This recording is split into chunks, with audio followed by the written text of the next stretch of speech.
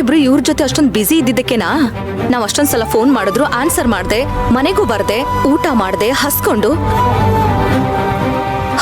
ಅಂದ್ರೆ ನಾನ್ ಮಾತಾಡ್ತಾ ಇರೋದು ಹೊಟ್ಟೆ ಹಸುವಿನ ಬಗ್ಗೆ. ದೇಹದ ಹಸುವನ್ನ ತೀರ್ಸೋದಕ್ಕೆ ನಿಮ್ಗೇನು 1000 ಜನ ಇದ್ದಾರೆ. ಸೇವಂತಿ ಪ್ಲೀಸ್, ನೀವೇನು ನನಗೆ ಸಮಜಾಯಿಷಿ ಕೊಡೋದಕ್ ಬರ್ಬೇಡಿ. ನೀವೇನೇ ಹೇಳಿದ್ರು ಅದನ್ನ ನಂಬೋದಕ್ಕೆ ನಾನೇನು ಚಿಕ್ಕ ಮಗು ಅಲ್ಲ.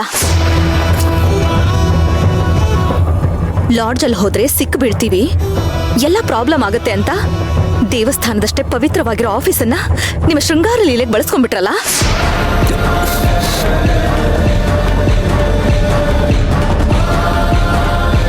ಪತಿ ಧರ್ಮನೂ ಹಾಳಾಗ್ ಹೋಗ್ಲಿ, ಮನುಷ್ಯ ಧರ್ಮನೂ ಹಾಳಾಗ್ ಹೋಗ್ಲಿ, ಕಡೆ ಪಕ್ಷ ವೃತ್ತಿ ಧರ್ಮಕ್ಕಾದ್ರೂ ಬೆಲೆ ಕೊಡ್ಬೇಕು ತಾನೆ. ಅದು ಸುಟ್ಟು ಬೂದಿ ಆಗೋಯ್ತಲ್ಲ ಸರ್.